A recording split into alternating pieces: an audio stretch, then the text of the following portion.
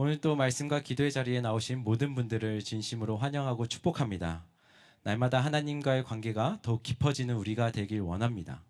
그리고 말씀으로 역사하시는 하나님을 매일매일 누리며 경험하는 우리가 되길 간절히 소망합니다.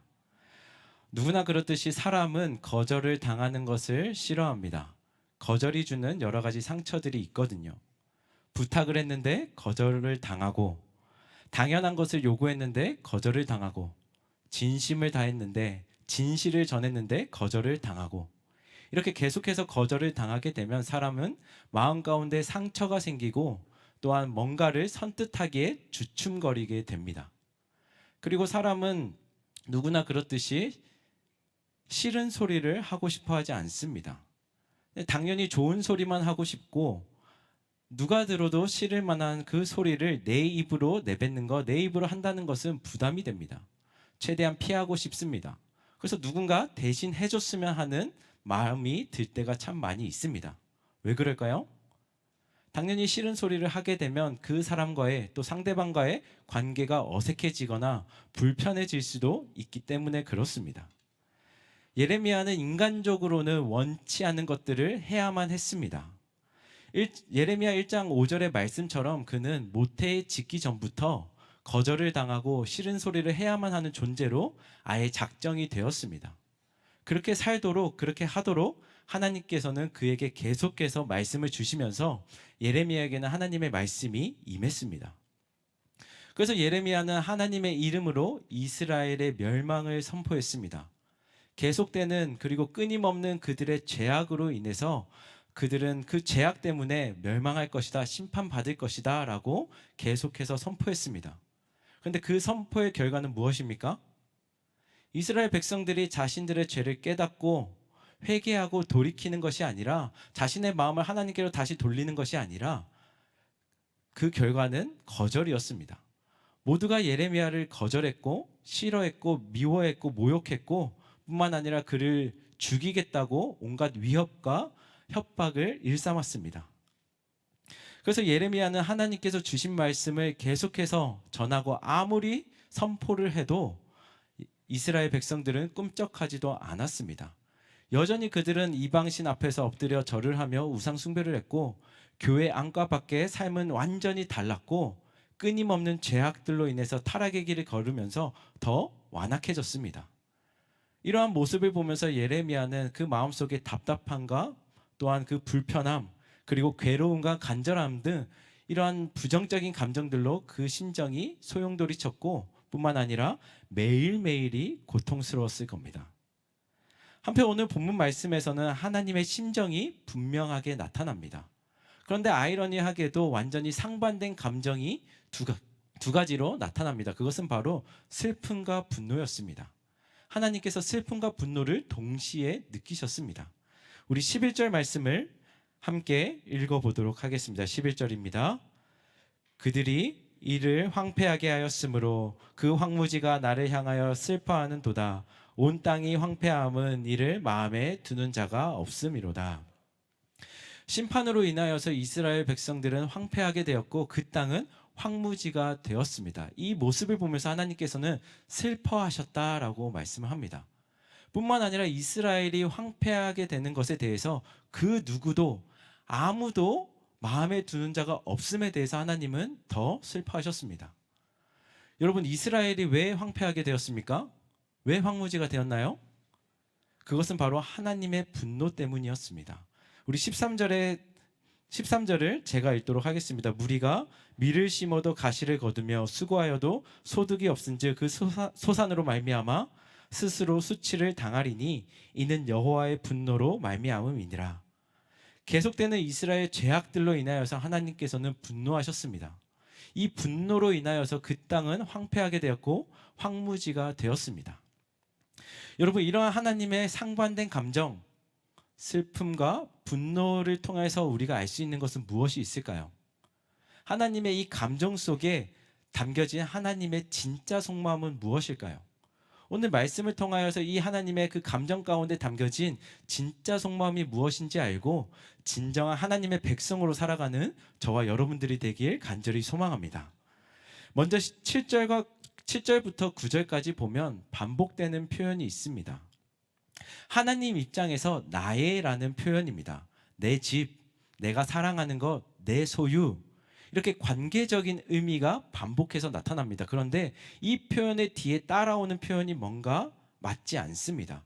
내 집인데 버리고, 내가 사랑하는 것인데 원수의 손에 넘기고, 내 소유인데 들짐승들이 삼키게 만듭니다. 이처럼 앞뒤가 맞지 않은 이 상반된 표현을 통해서 알 수 있는 것이 무엇이냐면 하나님과 이스라엘 백성들과의 관계가 깨졌다라는 사실입니다. 잘 아시는 것처럼 이스라엘 백성들은 하나님과 언약을 맺은 언약 백성입니다. 언약의 핵심이 무엇입니까? 신명기에도 잘 나타나 있지만 예레미야 11장 4절에도 잘 나타나 있습니다. 우리 예레미야 11장 4절을 함께 읽어보도록 하겠습니다. 이 언약은 내가 너희 조상들을 새 품을 애굽 땅에서 이끌어내던 날에 그들에게 명령한 것이라. 곧 내가 이르기를 너희는 내 목소리를 순종하고 나의 모든 명령을 따라 행하라. 그리하면 너희는 내 백성이 되겠고 나는 너희의 하나님이 되리라. 아멘.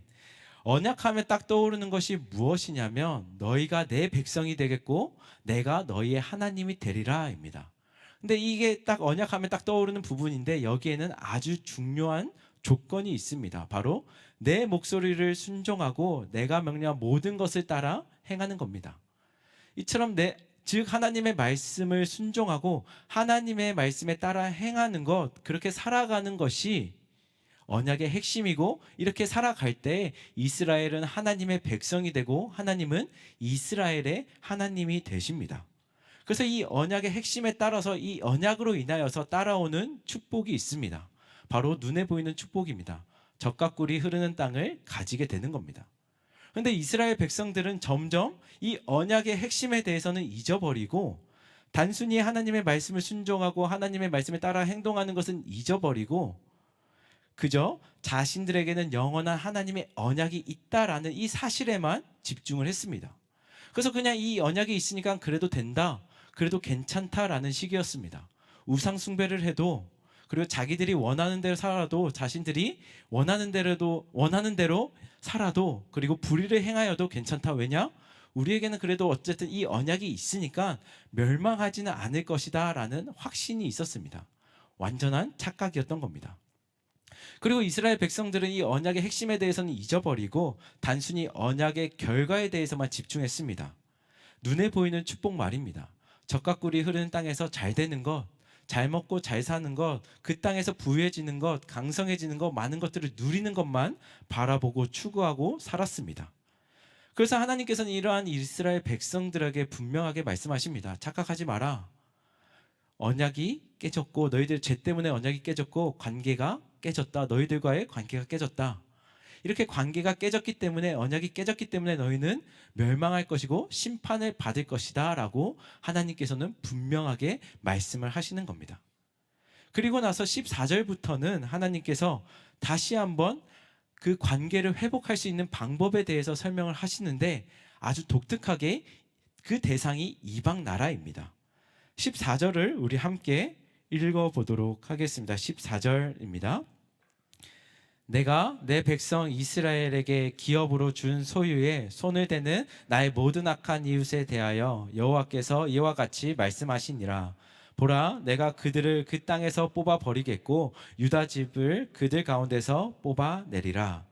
먼저 하나님께서는 이스라엘을 멸망시키는 이방 나라에게 말씀하셨습니다. 내가 너희를 반드시 쫓아낼 것이다. 너희에게 붙잡힌 이스라엘을 다시 구원할 것이다 라고 말씀을 하시면서, 먼저는 멸망한 이스라엘의 회복에 대해서, 그 회복할 것이라는 것에 대해서 하나님께서는 강한 의지를 나타내셨습니다. 이어서 16절에서는 하나님께서 이방 나라에게 말씀하시는 것을 통해 어떻게 다시 하나님과의 관계를 회복할 수 있는지에 대해서 말씀을 합니다. 16절에서는 하나님께서 이렇게 말씀을 하십니다. 비록 너희가 이방 나라일지라도, 악한 나라이지만 너희가 내 백성의 도를 배우고 내 이름을 부르면 너희도 내 백성이 될 것이다 라고 분명하게 말씀을 합니다. 이처럼 이방 나라도 하나님의 백성이 될 수 있다는 겁니다. 하지만 여기는 단순히 그냥이 아니라 분명한 이유가 있습니다. 바로 하나님의 도를 배우고 하나님의 이름을 부르면입니다. 여러분, 하나님의 도가 무엇입니까? 바로 언약의 핵심입니다. 하나님의 목소리를 순종하고 하나님의 모든 명령에 따라 행하는 겁니다. 비록 이방 나라일지라도 하나님의 도를 배우고 그들이 하나님의 이름을 부른다면 그들도 하나님의 백성이 될 수 있다라는 겁니다. 여러분, 하나님께서 이방 나라와도 관계를 맺으시는데 이스라엘 백성들과 다시 관계를 맺지 않으실까요? 이방 나라조차도 하나님의 도를 배우고 그렇게 살아간다면 하나님께서 그들을 백성으로 삼아주시고 관계를 맺으시는데, 하물며 이스라엘 백성들이 비록 관계는 깨져 있으나 다시 회개를 하고 하나님의 도를 배우고 하나님의 도대로 살아간다면 하나님의 백성으로 하나님과 관계를 다시 맺어주시지 않으실까요? 오늘 말씀을 통해서 이 이방 나라에게 하시는 말씀을 통해서 알 수 있는 것은 한 가지가 있습니다. 바로 하나님과의 관계가 회복될 수 있는 방법은 언약의 핵심입니다. 하나님의 말씀을 따라 순종하고 하나님의 말씀에 따라 행동하는 것, 그렇게 살아가는 것입니다. 여러분, 오늘 말씀을 통해서 우리는 하나님의 속마음을 알 수 있습니다. 한마디로 이스라엘 백성들과 관계를 회복하고 싶다라는 겁니다. 비록 그들이 관계를 깨트렸고 언약을 깨트렸을지라도 그럼에도 하나님께서는 그들을 회복시켜서 다시 관계를 맺고 관계를 회복하고 싶어 하십니다. 신앙생활을 하다가 보면 참 여러 가지가 있겠지만 그 중에서도 두 가지 참 부끄러운 모습이 나타날 때가 있습니다. 저도 말씀을 준비하면서 저에게도 이러한 부끄러운 모습이 있어서 회개를 참 많이 했는데, 첫 번째는 무엇이냐면 나는 믿음이 있으니까, 나는 신앙이 있으니까 괜찮다라는 착각입니다. 믿음이 있으면 믿음대로 살아야 되는데, 신앙이 있으면 신앙의 모습이 있어야 되는데, 내 삶은 전혀 그렇지 않은데 나에겐 그래도 믿음이 있으니까, 신앙이 있으니까 괜찮다라고 착각할 때가 참 많이 있다라는 겁니다. 교회와 일상이 완전히 분리된 삶입니다. 일상 속에서는 여전히 세상적인 가치, 방법, 기준을 바라보면서 살아가는데 머리로는 나는 믿음이 있으니까 괜찮아. 그리고 일상 속에서는 여전히 세상을 좋아하고 세상을 추구하고 세상과 별반 차이 없이 똑같이 살아가는데 마음속으로는 나는 믿음이 있으니까 괜찮아 라고 하면서 착각하며 살아갈 때가 참 많이 있다라는 겁니다. 회개해야 되는 우리의 모습일 줄 믿습니다. 두 번째는 눈에 보이는 것만 축복으로 여기는 모습입니다. 이스라엘 백성들은 약속의 땅에서 점점 눈에 보이는 것만 축복으로 여겼습니다. 올바른 하나님과의 관계 속에서 축복을 누려야 되는데 그 관계는 제쳐두고 단순히 눈에 보이는 것만 축복으로 여겼습니다. 결국엔 이스라엘 백성들은 우상 숭배할 수밖에 없었습니다. 우상 숭배만 했습니다.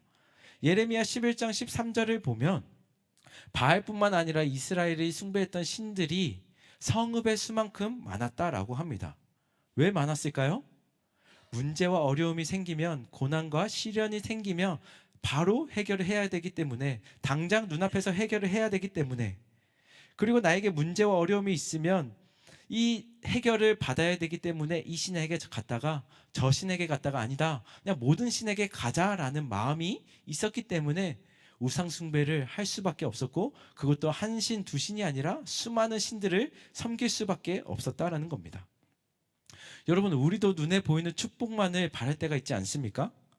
당장 나의 문제와 어려움이 해결되는 축복, 나의 현실과 상황과 환경이 뒤바뀌는 축복, 당장 나의 바람과 나의 원함이 충족되어지는 축복만을 바라보면서 살아갈 때가 참 많이 있지 않습니까?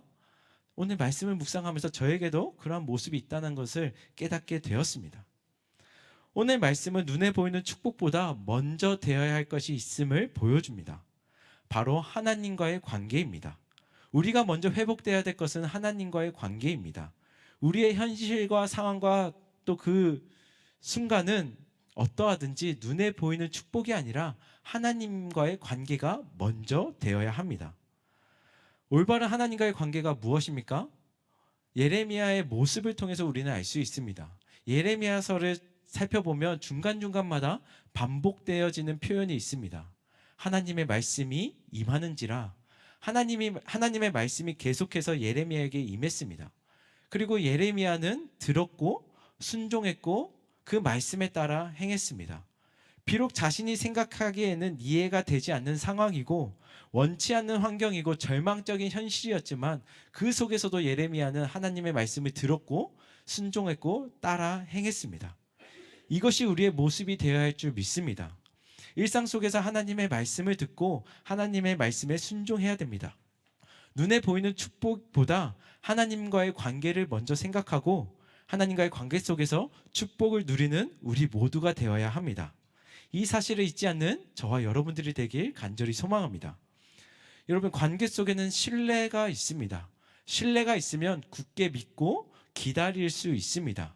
당장은 어렵고 힘들더라도, 당장 눈앞에 문제와 어려움이 있더라도 당장 눈앞에 보이는 세상의 방법, 가치, 기준을 선택하는 것이 아니라 하나님과의 언약 관계 속에서 하나님께서 일하심과 역사하심을 기다리는 우리 모두가 되길 원합니다.